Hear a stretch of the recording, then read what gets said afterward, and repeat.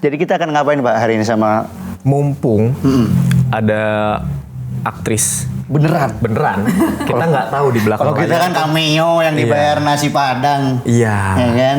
Kita nggak tahu di balik layar tuh sampai hasilnya Chelsea Islan di film kayak gitu. Sebagus itu ya kan? Gimana ngasih tau briefnya, di directnya sama sutradara tuh gimana? Kita juga pengen. Kita baca skrip. Ini gimana realisasi di waktu actionnya tuh gimana? Boleh pakai skrip juga lagi ya. Ceritanya udah ada. Nah, Coba tolong berarti brief kalau kami. ini improvisasi aja, nggak apa-apa. Kan biasanya kalau misalnya syuting film kan biasanya dikasih skripnya gitu kan, terus kita hafalin skripnya. Biasanya sih scripted gitu, tapi kalau misalnya kayak situasi komedi kayak kemarin, aku kan sempat main TMG kan, itu kan sitcom. Kadang-kadang kita improvisasi, jadi kita di luar skrip kadang-kadang. Jadi go with the flow sih biasanya actingnya gitu, mengalir aja gitu. Nah kalau sekarang mungkin adegannya papanya lagi marahin anaknya kan, terus anaknya tuh keras kepala banget, nggak mau dengerin papanya, terus tapi papanya tuh juga udah emosi banget karena selama ini udah dikasih tahu tapi nggak pernah mau dengerin. Nah terus di tengah-tengah adegan nanti lagi debat gitu, tiba-tiba ada yang telepon nih. Terus nggak dengerin papanya, malah angkat telepon, malah malah ketawa-ketawa, malah happy gitu. Jadi seakan-akan tuh kayak papanya nggak di situ gitu. Ya? Jadi nggak dianggap, terus dicuekin, terus papanya lebih marah lagi. Mungkin itu adegannya untuk sekarang. Oke, yuk. Dialognya udah hafal kan? Hafal banget. Oke. Tapi nanti kalau di luar dialog yang tadi nggak apa-apa? Nggak apa-apa. Oke. Yang penting dapat aja. Kita coba ya. Ya. Ready? Yes. Action.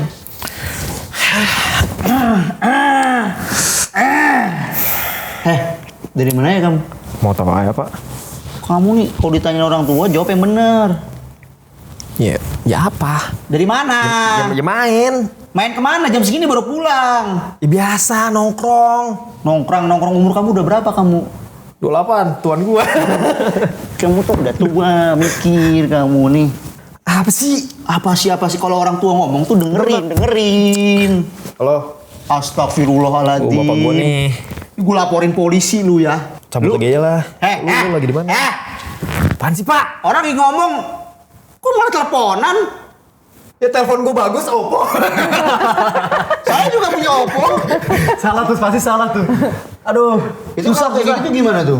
Kan jelek banget ya ini. Ya ini kan sebenarnya kan tadi kita latihan dulu kan. Kita kan tadi masih run through lah ya, ibaratnya masih rehearsal. Biasa reading. Iya, biasanya tuh kita reading dulu, baru kita final check lagi, misalnya final check makeup, baju semua udah ready semua, baru ini the real take. Nah kalau tadi kan kita masih latihan lah ya, nggak apa-apa. Kalau sutradaranya begini sih. Kalau sutradaranya begini baik banget. Biasa kan katanya ngomel-ngomel. Kalau biasa sih aku nggak mungkin berani salah sih. Kalau di lokasi syuting kayak bener-bener harus hafalin, udah tahu blockingnya. Terus misalnya masuknya dari sini, kamera di sana posisinya. Udah bener-bener harus dihafalin banget sih, di luar kepala semuanya. Kalau enggak kata-kata mutiara keluar tuh. Nah, selain itu juga nggak enaknya kita yang bikin salah, semua orang harus mulai dari awal kan. Nah kalau kan Chelsea Islan yang salah kayaknya nggak apa-apa sih ya. Ikhlas semua. Ikhlas semua ulang. Kalau Chelsea Islan yang salah nggak apa-apa ya. Suaranya mana? Suara IPS. Kalau kita yang salah, nggak ada yang ikhlas. Masih bersama gue Ari J Dan gue Miko Panggayo di Ngabuburit at Home. Sebuah program acara ngobrol-ngobrol menemani offense ngabuburit selama bulan Ramadan. Betul. Sekarang sudah kedatangan Chelsea Islan.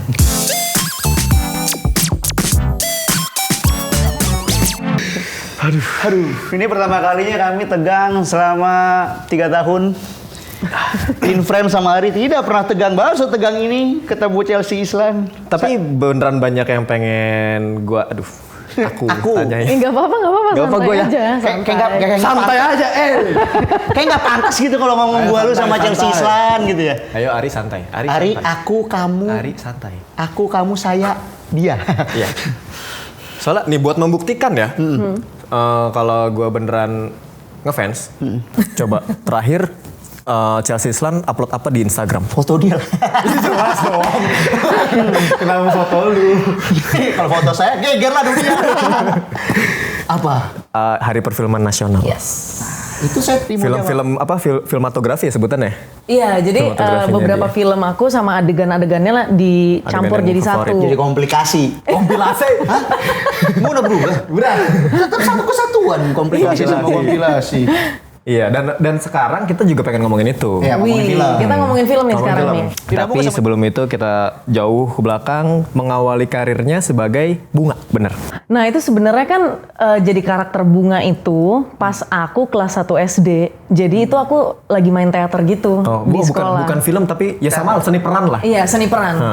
Itu pas kelas 1 SD terus tahu Wizard of Oz nggak? Tahu. Ada filmnya terus ada teaternya juga kan. Nah di Wizard of Oz itu kan kayak ada gardennya terus kayak gitu. Nah aku tuh jadi bunganya bener-bener bunga-bunga karena masih anak kecil kali ya kayak masih kelas 1 SD. Terus sama teman-teman seangkatan dijadiin bunga gitu. Jadi ya lucu-lucuan aja terus nyanyi jadi choirnya gitu. Nah, paduan suara. Ya. Itu kan biasanya kalau coba jadi guru galak gampang dong. Jadi orang sedih gampang. Bunga tuh sifat-sifatnya apa? Apakah menyerap nektar, membagikan serbuk? Lu pernah ngebayangin gak sih? Coba lu dapet peran apa? Jadi bunga. Apa? Ya saya bergoyang, membagikan serbuk sari. Mungkin. Apa waktu itu?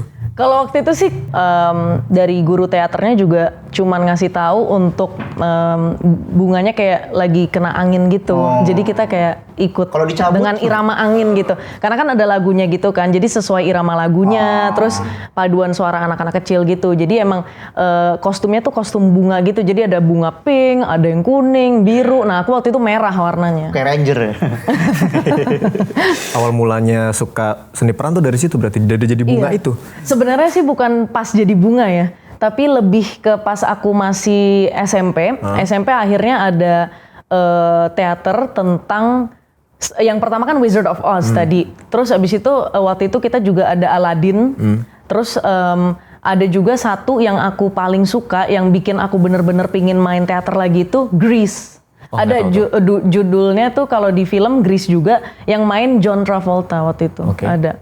Nah terus aku waktu itu sebagai Marty ada. Jadi kayak dia tuh kayak ada gengnya gitu, ada Pink Ladies, ada gitu. Mungkin untuk orang-orang yang suka dengan film-film vintage lah ya, film jadul banget. Mungkin untuk offense yang lagi nonton mungkin beberapa suka gitu. Nah itu aku jadi ada geng perempuannya lah ibaratnya gitu. Nah itu salah satunya aku jadi Marty. Di situ aku suka banget karena karakternya itu all out gitu, terus yang kayak quirky, weird gitu-gitu. Tapi jadinya akhirnya dari situ kayak, oh aku jadi suka banget ya main teater gitu. Dan itu lumayan yang nonton banyak untuk teater sekolah, untuk pentas sekolah itu kita waktu itu di Taman Mini. Di TMII ya kita show-nya, terus yang nonton ada 400 sampai 500 orang dan itu aku kelas 1 SMA. Iya kayak bener-bener wah ini bener-bener deg-degan banget waktu itu, terus banyak yang nonton tapi kan kebanyakan kan orang tua murid kan yang nonton jadi kita kenal-kenal juga sih gitu. Tapi dari situ akhirnya sampai sekarang aku suka main teater. Itu di SMP tadi? SMA kelas 1. SMA kelas 1. Dan langsung teater. Teater kan kalau nggak salah katanya ya. Iya. Katanya kan lebih susah karena nggak ada retake. Bener. Jadi itu benar-benar live kan. Dari yang pertama sampai akhir. Dari scene awal sampai akhir itu benar-benar nggak ada cut-nya. Jadi kalau kita salah, the show must go on. Kamu nggak ada yang keluar panggung terus masuk lagi gitu? Yang waktu itu benar-benar nggak ada breaknya. Kan kadang ada teater yang break kan, yang jeda 15 menit misalnya untuk orang mau ke toilet atau beli makanan biasanya gitu kan. Nah ini kita straight 2 jam, nggak ada break. Iya, tapi untung sih kita latihannya 6 bulan. Jadi emang latihannya juga lama ya? Iya, latihannya lama. Jadi kita benar-benar udah hafal blockingnya, terus tempo ritmenya kita tuh udah tahu banget gitu. Jadi kesalahannya tuh minim banget gitu. Selama 6 bulan itu berarti dialog kan bener-bener per kata dihafalin kan? Iya. Tapi nggak semuanya dilakukan ketika di lokasi dong? Maksudnya ketika mungkin lagi training latihannya itu kan pasti ada di rumah. Biasanya dilakuinnya mungkin sama temen atau apa depan kaca? Biasanya depan kaca sih. Dulu pas masih kecil juga sebenarnya dianjurkan untuk ada lawan main ya sebenarnya. Maksudnya kan kalau baca skrip sendiri pasti feel-nya kurang ya. Harus ada teman lain yang bisa ngebacain part-part yang lain. Misalnya karakter aku A, tapi yang karakter B sama C kan harus ada yang bacain gitu. Ya, betul. Tapi kalau misalnya benar-benar nggak bisa, ya latihannya sendiri. Latihannya depan kaca atau misalnya minta tolong mamaku bacain gitu-gitu. Jadi emang dari kecil udah suka banget sih untuk membaca naskah tuh suka banget gitu. Soalnya Nih gue yakin banyak juga fans yang relate sih. Kalau misalnya kita latihan depan kaca, kadang tuh geli ketawa sendiri. Nggak pernah gitu juga? Depan kaca terus kayak geli sendiri gitu. Kan ngeliat diri sendiri kayak, gue kayak gitu ya kalau di depan orang gitu, mimik muka gue kok kayak gitu. Justru kalau aku ya di depan kaca, mungkin dulu pas masih awal-awal ketawa-ketawa gitu kayak nggak serius gitu, tapi makin kesini memperhatikan untuk mimik wajah gitu loh. Jadi kayak kelihatan banget kayak kayaknya aku harus lebih gini. Kayak suka marah sendiri nggak sih tiba-tiba? Kalau marah sendiri enggak. Gemukan kayak di kaca ini. Enggak gitu. Kayak angle kesini deh kalau nanti gitu. Palingan sih ya sesuai sama karakternya aja. Jadi kayak misalnya karakternya seperti ini, aku pingin coba ngelihat diriku kalau misalnya lagi meranin si karakter ini kayak gimana ya gitu. Tapi sebenarnya jujur aku jarang depan kaca. Biasanya aku lebih prefer yang sama orang. Ada lawan main gitu. Jadi yuk kita baca bareng, kita reading misalnya bertiga gitu. Kalau sendiri kan kadang kayak gitu sih. Pertama kali profesional berarti yang teater tadi yang itu. 400 orang itu ya? Iya, film, yang itu. Kalau film pertama itu Refrain tahun 2013 tuh awal jadi anak SMA banget. itu kan? Nah, itu aku jadi anak SMA. Itu awal banget aku main film. Sebelumnya aku benar-benar belum punya pengalaman syuting film tuh kayak gimana gitu. Bahkan ini mungkin ini fakta yang banyak orang nggak tahu. Untuk persiapan film Refrain sendiri itu cuman seminggu. Wah. Dan aku kayak, aduh kan udah ada basic teater. Gimana nih? Nah makanya karena casting directornya bilang nggak apa-apa karena kan udah punya basic teater, terus udah pernah tampil juga gitu. Jadi punya basic skill dari teater yaitu jangan sampai salah gitu. Jadi bagusnya pas main film untuk pertama kali aku membiasakan diri untuk udah hafal skripnya, udah tahu karakternya kayak gimana, gerak-geriknya, terus misalnya blockingnya kan kalau di film kan blocking kan, misalnya harus kamera ngikutin atau kita yang harus bisa menyesuaikan dengan si kameranya itu juga gitu. Jadi nggak gampang sebenarnya main film gitu. Kalau teater itu satu panggung bebas tuh. Bebas, itu punya kita gitu. Bebas. Tapi kalau film itu milik semuanya gitu. Kita harus bisa kolaborasi gitu. Bukan cuman kerja satu orang, tapi kita harus bisa kolaborasi sama sinematografernya, kameramennya, DOP-nya, terus semua astrada, sutradara, terus aktor aktris yang lain dengan kru-kru semua. Jadi kayak satu keluarga gitu. Kalau di film, teater juga kekeluargaan banget sih sebenarnya. Karena berbulan-bulan latihannya gitu. Cuma bedanya ini kali ya kalau di film tuh kan interaksinya nggak cuman ke manusia bahkan ke benda sama anak art mungkin udah disiapin kertasnya ini buat dibanting kayak gini kan gitu. ada propsnya gitu kan misalnya. Aku tuh selalu pengen nanya ini ke pemain film. Kan udah biasa acting dan udah jago. Pernah nggak sih dipakai tapi bukan di film, di kehidupan sehari-hari dan itu kepepet? Iya, contoh mungkin buat bohong, ketilang, pura-pura gagu ya kan. Iya kayak gitu pernah gak sih? Tidak tahu kan. Beneran penasaran gue. Lagi Mungkin sedih.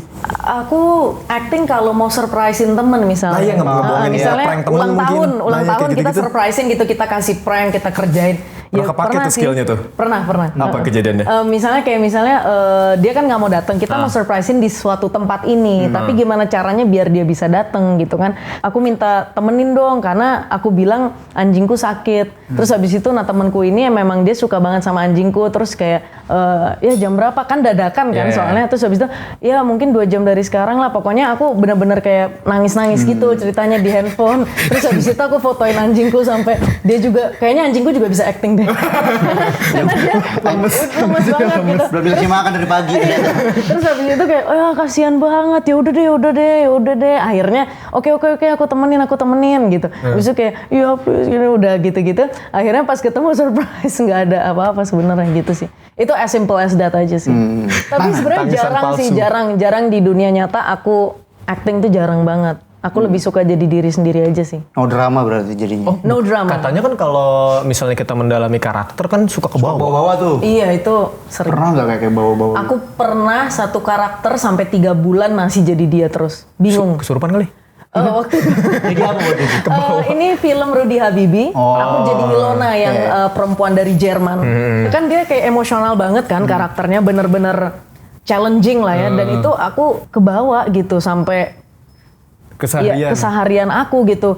Kadang-kadang jadi moody lah apalah gitu. Padahal aku nggak gitu. Terus habis itu wah ini kenapa karakternya masih ada di aku ya gitu. Selain itu juga sebelum Iblis Menjemput Alfie itu juga berat banget buat aku. Karena 2 kali kan part 1 part 2 kan. Terus Yang kedua ini lebih kebawa lagi. Waktu itu aku jadi tomboy banget pas main Alfie, pas jadi Alfie.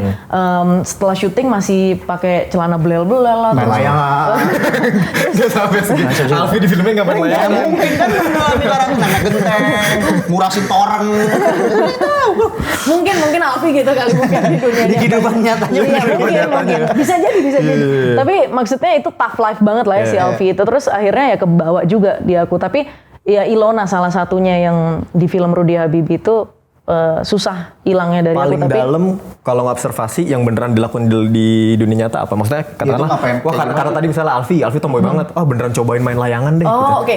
Kalau untuk observasi itu pas aku jadi Diana di film Di Balik 98 itu aku jadi demonstran. Gue nonton. Itu jadi pertama aktivis kali. tahun 98, anak Trisakti gitu kan, gimana sih? Wah, pokoknya berkobar-kobar banget gitu. Terus di situ mendalaminya karena aku tuh dilemparin botol plastik aqua sama acting coach aku, disuruh lari keliling GBK, disuruh teriak semua dialog di filmnya. Dan nggak boleh sampai salah gitu, maksudnya nggak boleh terganggu karena itu kan sebenarnya tes konsentrasi kan. Kalau misalnya dilempar botol terus sambil lari masih bisa ngomong panjang lebar skripnya gitu berhalaman-halaman, itu berarti konsentrasinya udah bagus nih, udah fokus, nggak terganggu apapun gitu. Misalnya lagi syuting, aduh ada suara motor lewat, aduh keganggu misalnya gitu. Nah ini tuh udah nggak bisa keganggu lagi. Dan itu pengalaman yang gila juga karena di GBK diliatin orang, dikira orang gila, tapi dia bilang ini untuk it's for for the good of the character gitu loh. Maksudnya dia melakukan ini biar aku juga pas di syutingnya nggak terganggu dengan hal lain, karena di syutingnya itu ekstrasnya ada 300 orang dan aku harus teriak di antara 300 orang itu karena kan ceritanya lagi demo lagi di depan DPR gitu kan sebagai aktivis, terus sama mahasiswa lain juga di adegan itu adegan yang aku paling takutin pas syuting karena itu harus film pertama yang agak main fisik ya. Iya benar, makanya, dan itu harus one take waktu itu, jadi itu pressure-nya gila. Gara-gara banyak props yang nggak bisa dibalikin lagi. Jadi kalau misalnya salah itu benar-benar harus diulang dari awal, tapi karena si filmnya ini di adegannya itu ada ledakan, ada itu, jadi kita kalau bisa sekali biar artnya nggak one take gitu kalau beresin bisa. Metro Mini meledak gimana coba? Tapi besok lagi syuting.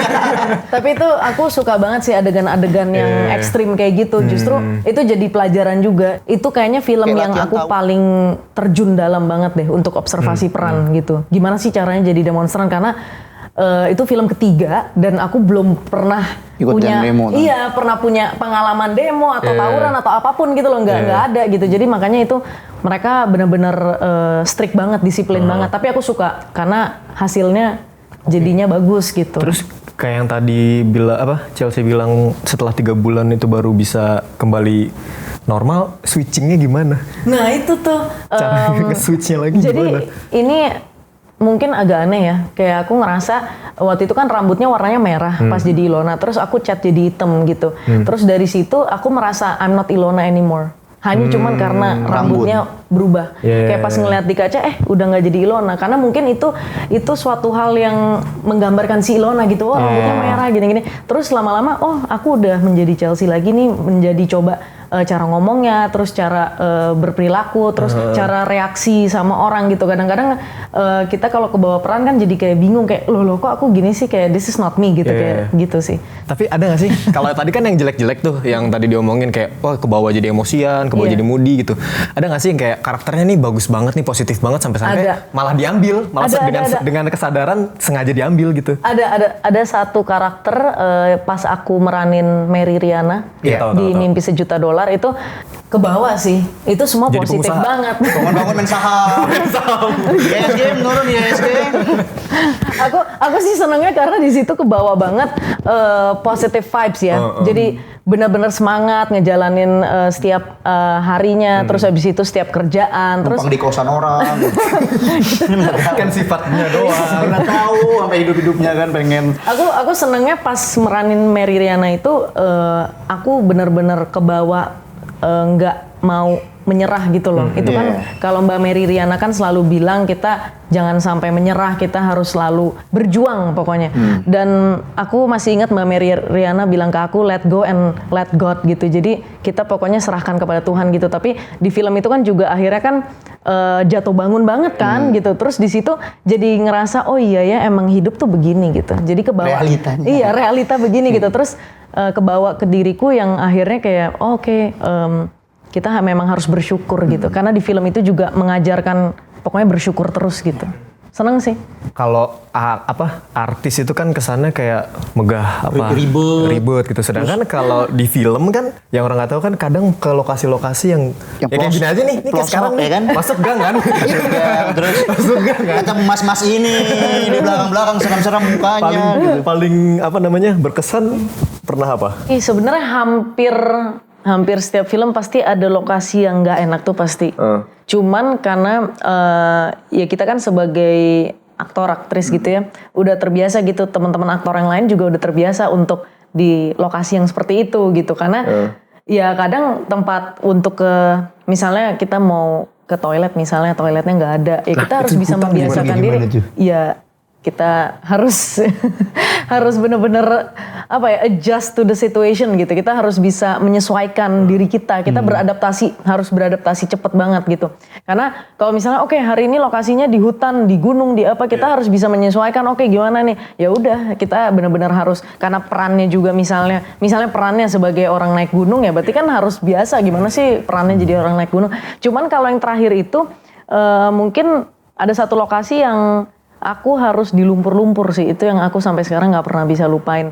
Karena di adegannya juga aku beneran di dalam lumpur, di kubangan air itu. Ini pernah digangguin hantu nggak sih? Jujur nggak? Nggak. Selama main film nggak ada yang ganggu, nggak ada. Kayaknya udah didoain sih semuanya. Aman juga mungkin. Aman banget. Padahal itu juga hujan-hujanan, tetap syuting. Wah, malam-malam. Oh ya, aku ingat kita syutingnya dari jam 12 malam ketemu jam 6 pagi. Benar-benar jadi lagi dingin-dinginnya banget waktu itu. Syuting anak udah sewa gitu kali ya. Mungkin saudaranya kan, yang kita nggak tahu Pak. Iya. Dan film-film yang makin kesini kan makin banyak yang horror action. Iya, banyak banget. Sedangkan citranya tuh enggak gitu. Chelsea kan ya nggak kelihatan lah kalau dia bisa action Anggun, cantik, anggun gitu. Tapi kalau udah di film, salah nih. Sangar. Apa emang sengaja emang pengennya ngincernya yang itu peran-perannya? Aku ngerasa aku pengen berbeda dari diriku sendiri. Oh, gitu. justru nyari yang kontras. Iya, justru aku cari karakter di film yang bukan Chelsea banget. Nyusahin sendiri-sendiri lah ya. biar berasa kerja. Aduh, pengen kerja banget nih. Kan kalau Mas kan genteng boleh lah Mas. Soalnya kalau jadi diri sendiri kan nggak kerja. Jadi nyari karakter yang beda dari diri sendiri gitu. Karena aku ngerasa kalau jadi diri sendiri ya udah berarti ya menjadi aku selalu mencari karakter yang ada tantangannya gitu, kayak film yang ada tantangannya gitu. Menurut aku itu yang bikin aku lebih termotivasi gitu. Jadi semangat jadinya. Oke, aku harus gini. Wah, dan aku ngerasa di film itu aku seneng banget karena hal-hal yang aku lakukan di film belum tentu aku bisa lakukan di dunia nyata. Betul. Itu. Dan itu yang selalu aku syukuri dari main film gitu. Pengalaman aku justru yang seperti ini misalnya yang tadi yang ke hutan terus tidur di lumpur, di hujan-hujanan misalnya, itu hanya bisa terjadi di film. Aku ngerasa nggak mungkin kita di dunia nyata mau kayak gitu kan. Kamu gak dong medek lah. Ngapain di lumpur sih? Cuma main di lumpur. Jadi ya emang ini sih aku ngerasa seneng justru dapat tantangan baru gitu. Jadi hantu mungkin. Kan belum dia. Oh belum ya? Belum jadi hantu kan? Belum kesurupan doang. Wow. Ya, atau ada nggak yang belum kesampaian yang satu karakter yang aku pingin banget dari dulu kayaknya masih belum sama dapet. Jawabannya sampai sekarang. Jadi karakter yang psikopat, punya kepribadian ganda. Banyak. Jadi kayak misalnya multiple personality disorder gitu. Jadi karena itu menurut aku susah. Kayak Split itu filmnya, itu keren banget. Iya itu keren banget menurut aku. Jadi adegan ini dia jadi baik, nanti jadi jahat, tiba-tiba jadi gimana jadi gitu. ibu-ibu, jadi anak-anak. Iya, makanya. Jauh sih, ibu-ibu anak-anak terus jadi dokter. Dan itu menurut aku keren banget, keren banget. Kalau cuman jahat, baik, itu tetangga saya juga banyak yang kayak gitu. Gak usah berperan. Gak usah berperan, itu bertetangga juga ketemu kayak gitu-gitu. Ngomongin tetangga juga bagus nih bridging. Ada nggak? Kan banyak nih yang cerita-cerita kayak gara-gara di sinetron perannya antagonis ke bawah sampai ke kehidupan nyata dan responnya beneran gitu. Mungkin ya apa? Mungkin karena di sana galak gitu, ke sana pas di sini belum ngobrol udah langsung kayak saya takut gitu ya, takut gitu kan. bukan Chelsea-nya aja, bukan Chelsea-nya, orangnya langsung ke bawah gitu. Atau enggak, lu kok di film itu gini sih, nyebelin banget gitu-gitu. Kalau aku nggak pernah ya. Nggak pernah di... Gak ada yang berani kali lebih tepatnya. Gak ada yang berani. Maksudnya lebih cocok dimaafin sih sebenarnya. Dimaafin aja kalau Chelsea mah. Biasanya orang nggak tahu namaku, dipanggilnya Bintang. Karakternya tetangga masa gitu. Iya, jadi kayak Bintang, Bi, kan biasanya dipanggilnya Bi mau foto dong, Bi aku mau foto. Misalnya anak-anak kecil tiba-tiba Bintang gitu. Terus ibunya kayak anak saya boleh foto nggak atau gimana. Terus oh iya boleh gitu. Jadi mereka malah nggak tahu Chelsea, taunya Bintang. Itu palingan. Emang segitu yang aku ingat ya sebelum pandemi ya, sekarang ya. Tapi sekarang udah mulai hilang lah ya. Udah ya kalau karena aku nggak pernah pergi kali ya, di rumah aja gitu kan. Sekarang lagi berarti film lagi nggak ada dong? Berarti ngapain aja sekarang? Kalau sekarang sih sebenarnya aku lagi nulis gitu, skrip gitu, skenario. Dari dulu tuh sebenarnya punya cita-cita mau jadi director, mau jadi sutradara gitu. Jadi mudah-mudahan lah di tahun ini kalau misalnya lancar bisa gitu di balik layar. Gitu. Boleh bisikin nggak skripnya tentang apa? Sebenarnya aku tulis 3 cerita. Satu, mungkin aku bisa cerita tentang genre-nya aja ya. Mungkin satu psychological thriller. Yang satu... yang tadi psikopat. Nah iya. Yang satu keluargaan gitu-gitu. Yang ketiga ada romance gitu tapi tragedy juga gitu. Jadi mostly dark sih. Kan kalau nulis kan pasti butuh inspirasi kan? Iya. Maksudnya kayak nggak keluar, nggak kemana. Keluar kesini doang nih barusan. Sama saya main sama dia. Nyari insight-nya dari mana biasanya? Biasanya dari nonton film. Jadi misalnya nonton film gitu kayak oh ini bisa jadi inspirasi nih. Misalnya adegan ini. Terus oh karakternya kayak gini gitu. Tapi aku sih pinginnya bikin karakter yang original ya. Yang belum pernah ada maksudnya. Jadi tapi kan dari kita nonton sebuah film itu kita jadi mendapatkan insight baru gitu. Kayak wow knowledge baru. Terus ada inspirasinya. Dari adegan-adegan atau mungkin lokasinya, lokasinya bagus banget nih di film ini, adegan ini aku pengen deh syuting di tempat seperti ini. Kayak gitu sih. Biasanya kita researchnya dari film-film yang udah pernah ada atau ya kadang-kadang baca atau nonton masterclass. Itu di situ soalnya banyak banget yang ngajarin kan dan mereka benar-benar dari expertnya, profesional gitu. Cuman kan kalau nonton kan ya nggak ada kegiatan gitu, bosen gini. Kadang nggak dapet aja gitu. Iya sih, iya. Cuman sekarang karena misalnya kayak kalau aku nonton gitu, aku nggak cuma nonton di TV aja. Sekarang aku bisa nonton di handphone. Iya sih benar. Aku bisa nonton di handphone. Jadi misalnya sambil makan, oh ya gini-gini gitu kan. Misalnya sambil nonton aja. Terus habis itu aku senangnya karena kalau di handphone kan kita mobile. Jadi kayak di mobil pun misalnya lagi on the way kemana, sambil nonton juga bisa. Terus dengerin musik, nonton, buka YouTube, semua-semua sih. Angkat telepon dari aku. Dan bisa interaksi juga, maksudnya kayak tadi ada dan masterclass. selain itu bisa main game juga. Cuman kan kalau nonton kan layar kecil. Nah, aku senengnya kalau dari Oppo A54 tuh punch hole design. Masuk. Halus. Iya. Dan udah gitu kalau nonton lama kan. Nah, karena baterainya juga tahan lama. Jadi aku bisa nonton dimanapun, kapanpun. 5.000 mAh apa? Baru saya bilang. 18 watt fast charging. Nah itu dia. Lobet tinggal makan sebentar. Charge sebentar langsung. Charge sebentar langsung full. Ada satu lagi. Apa? Kan katanya dibawa kemana-mana nih. Nggak bikin malu. Layarnya. Warnanya bagus banget. Aku suka banget. Bisa ngaca lagi di belakangnya. Tahu nggak sih sebenarnya warna favorit aku biru. Dan ini saya pas tahu. Banget. Saya beneran fans.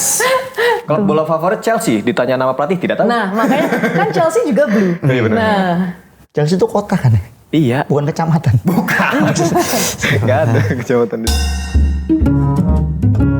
Mumpung Oppo kameranya bagus, sayang kalau acting nggak direkam. Kita akan main kepepet action. Wow. Tadi kan sempat ditanya pernah nggak di kehidupan nyata gitu. Nah katakanlah ini real, ini kehidupan nyata nih. Nanti. Ngetes. Saya gantian ya jadi director. Oh, berarti gantian nih sekarang. Oke. Gantian. Di sini ada beberapa opsi respon yang akan dipakai untuk merespon kejadiannya. Nah, kejadiannya nanti dibantu sama Bapak Miko ya. Ya. Kejadiannya kayak gimana? Jadi aturan mainnya, kejadiannya berlangsung dulu. Jadi misalnya contohnya nagih hutang gitu. Nanti Miko akan nagihin hutang ke Chelsea. Abis itu sebelum respon langsung ambil, gini langsung respon. Oh. Contoh misalnya pingsan, lu nagih hutang. Dari utang apa dari? Oh, pingsan. Karena Oh, pingsan. karena sesuai Sesuai nih dapat respon yang ada di kertas. Iya. Kalau misalnya dapetnya marah-marah, marahin balik kayak gitu ya.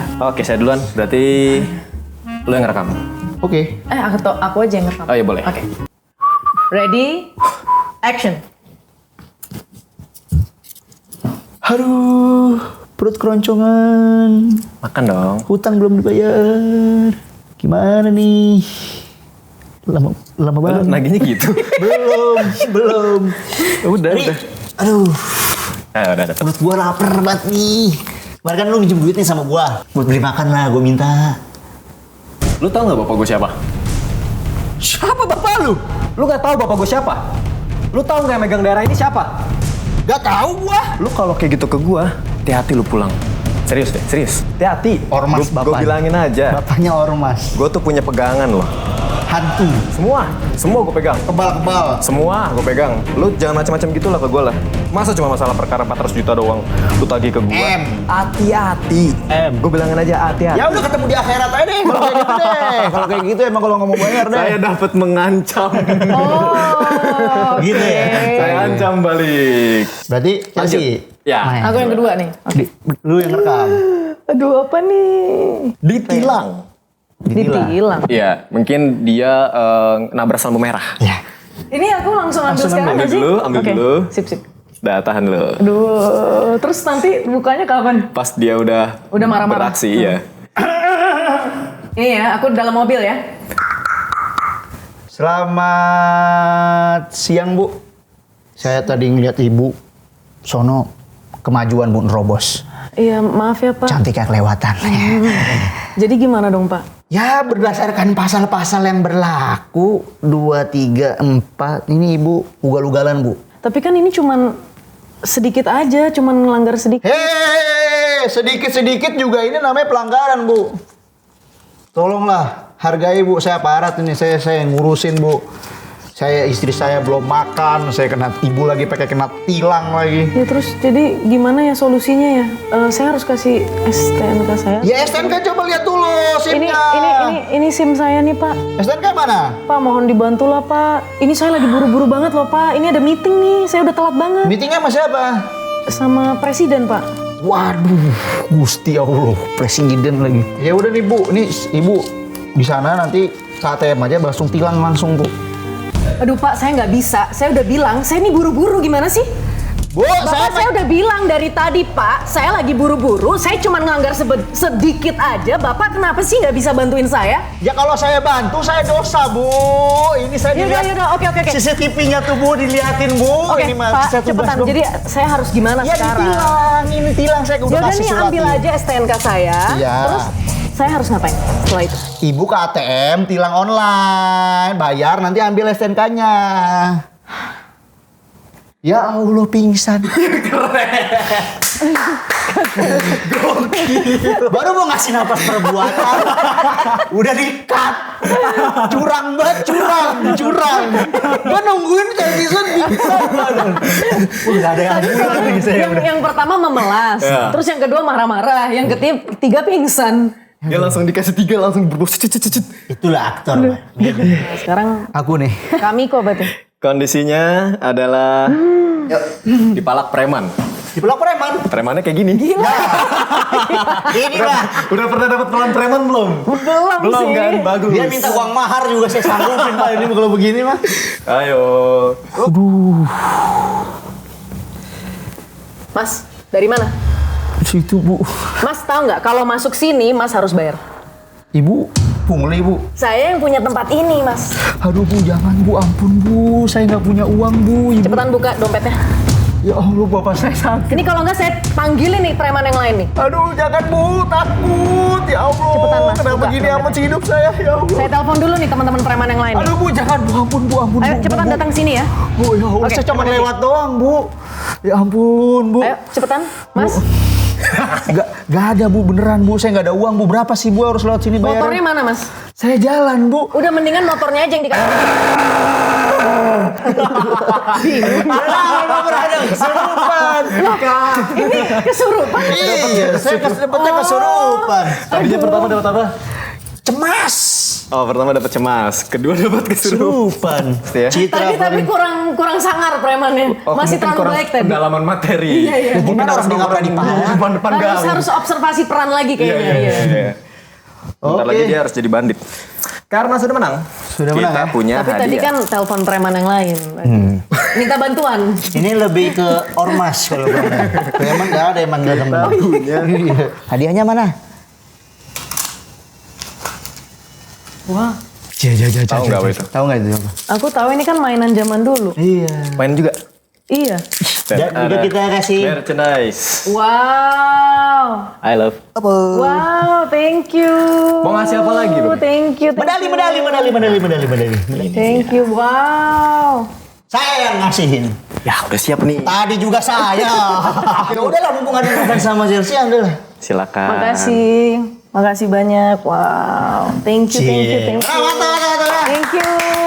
Terima kasih Oppo, thank you Ovens, terima kasih Kak Miko dan Kak Ari. Sama-sama. Selamat berbuka puasa. Selamat berbuka puasa semua fans. Yeay. Bye.